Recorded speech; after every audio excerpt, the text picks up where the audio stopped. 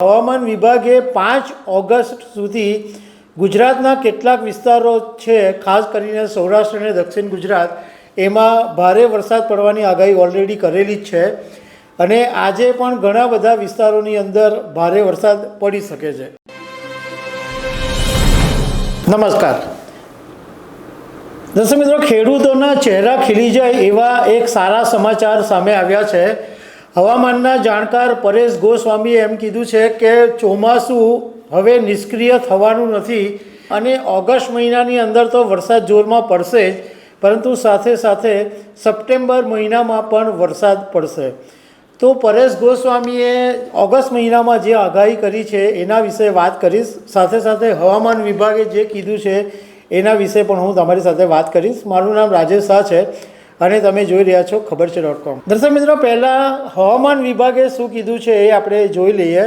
તો હવામાન વિભાગે 5 ઓગસ્ટ સુધી ગુજરાતના કેટલાક વિસ્તારો છે, ખાસ કરીને સૌરાષ્ટ્ર અને દક્ષિણ ગુજરાત, એમાં ભારે વરસાદ પડવાની આગાહી ઓલરેડી કરેલી જ છે અને આજે પણ ઘણા બધા વિસ્તારોની અંદર ભારે વરસાદ પડી શકે છે. એક સારી વાત એ છે કે હવામાન વિભાગે હમણાં જે 5 તારીખ સુધીમાં જે એલર્ટ કર્યું છે એમાં કોઈ જગ્યાએ રેડ એલર્ટ નથી, માત્ર ઓરેન્જ અને યલો એલર્ટ છે. રેડ એલર્ટની અંદર હવામાન વિભાગનું જે ઇન્ડિકેશન હોય છે એમાં એવું કહેવામાં આવે કે રેડ એલર્ટનો મતલબ એમ છે કે અત્યંત ભારે વરસાદ.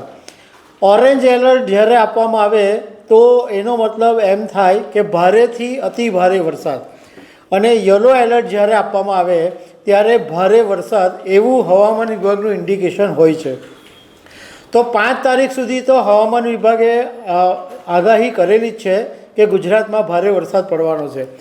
હવે હવામાન વિભાગના જાણકાર પરેશ ગોસ્વામીએ એમ કીધું છે કે ખેડૂતોએ બિલકુલ ચિંતા કરવાની જરૂર નથી, કારણ કે ચોમાસુનો જે રાઉન્ડ છે એ 5 તારીખ સુધી તો રહેવાનો છે, પરંતુ એ પછી 17થી 20 ઓગસ્ટ સુધી પણ એક બીજો રાઉન્ડ આવશે અને સપ્ટેમ્બર મહિનામાં પણ ખૂબ સારો વરસાદ રહેવાનો છે.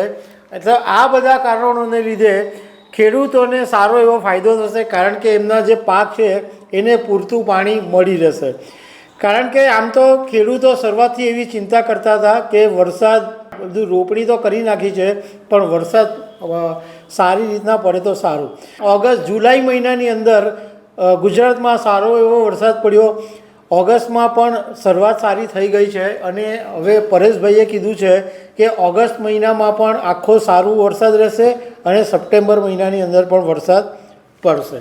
દર્શક મિત્રો, પરેશભાઈ ગોસ્વામીએ એક બીજી સારી વાત એ પણ કરી છે કે આ વખતે જે જુલાઈ મહિનાની અંદર આપણે વરસાદ પડ્યો તો ગરમી અને બફારાનું પ્રમાણ બહુ જબરજસ્ત હતું. લોકોને એમ થતું હતું કે ચોમાસાની અંદર વરસાદ પડી રહ્યો છે પણ ગરમી અને બફારામાં રાહત નથી મળતી. તો ઓગસ્ટ મહિનામાં લગભગ 15 ઓગસ્ટ પછી એકદમ બફારો અને ગરમી ઓછી થઈ જશે અને સપ્ટેમ્બરની 15 તારીખ પછીથી ફરીથી ગરમી અને બફારો જોવા મળશે. તો આ એક રાહતની વાત છે કે જે બફારોમાં અત્યારે લોકો હેરાન થઈ રહ્યા છે, તો હવે થોડાક દિવસો પછી બફારો અને ગરમી ઓછી થઈ શકે છે. તો દર્શક મિત્રો, આવી અનેક વાતો સાથે અમે તમને મળતા રહીશું. Thank you very much.